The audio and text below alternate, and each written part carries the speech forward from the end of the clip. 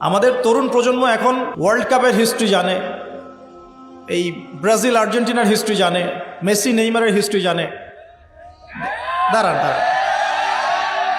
এগুলোর প্রয়োজন নাই, এটা কোনো প্রয়োজন নেই। আমাদের তরুণ প্রজন্ম এদের হিস্ট্রি জানে, নায়ক নায়িকাদের হিস্ট্রি জানে, গায়ক গায়িকার হিস্ট্রি জানে।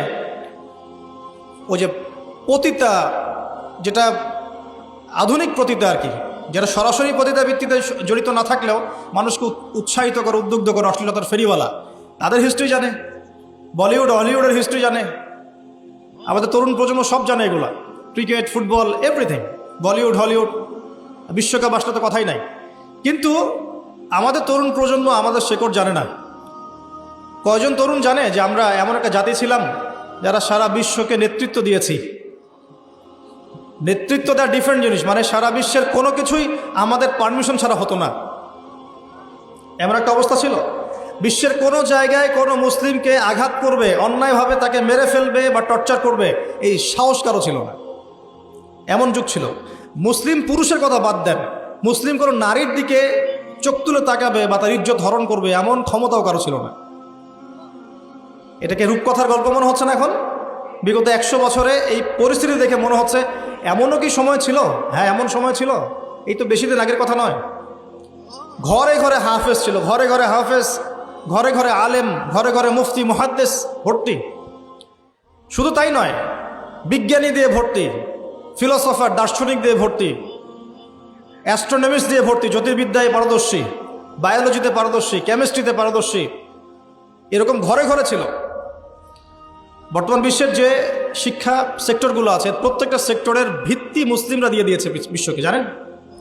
এই যে অর্থনীতি নিয়ে আমরা এত বাড়াবাড়ি করি না, সবচেয়ে সেরা অর্থনীতি শিখিয়েছেন ইউসুফ আলাইহিস সালাম। কে শিখিয়েছেন? সূরা ইউসুফ পড়ে দেখেন। একটা খালি পয়েন্ট বললাম, দেখেন ইকোনমিক্সের দুরবস্থা দূর করারও ফর্মুলা কোরআনে পাওয়া গেছে।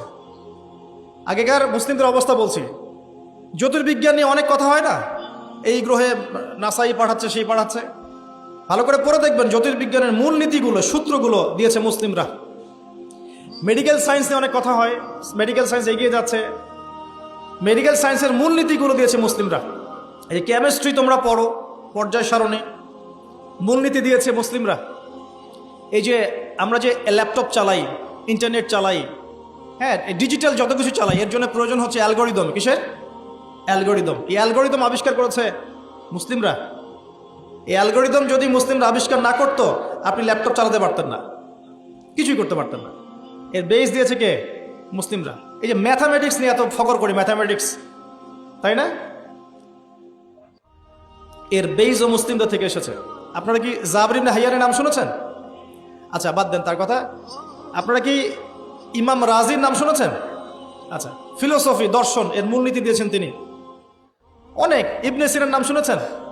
চিকিৎসা বিজ্ঞান, পুরো ভিত্তি দিয়েছেন তিনি। আর এই যে পলিটিক্যাল সিস্টেম, যেটা আমরা ওয়ার্ল্ড পলিটিক্স যেটা আমরা বলি, এর ভিত্তি দিয়েছেন কে জানেন? উমর ইবনুল খাত্তাব রাদিয়াল্লাহু আনহু। কে দিয়েছেন? এই যে প্রশাসনিক ডিপার্টমেন্ট, এই মন্ত্রণালয়, সেই মন্ত্রণালয়, এটা স্টার্ট করেছিলেন কে জানেন? সর্বপ্রথম উমর রাদিয়াল্লাহু আনহু। আমরা অনেকে জানি না। আমি এটাই বলছিলাম আপনাদেরকে, যে জাতি তার শেকড় চিনে না, তাকে ডিমোটিভেটেড করা খুব সহজ। আমরা যদি হিস্ট্রি পড়া শুরু করি, ইতিহাস পড়ি, কোরআন সুন্নাহর পাশাপাশি আমরা দেখব বিশ্বের প্রত্যেকটা বড় বড় সেক্টরের মূল নীতি স্থাপন করে গেছে কারা? মুসলিমরা। তাহলে এখন কেন আমরা এই জায়গায় আসলাম?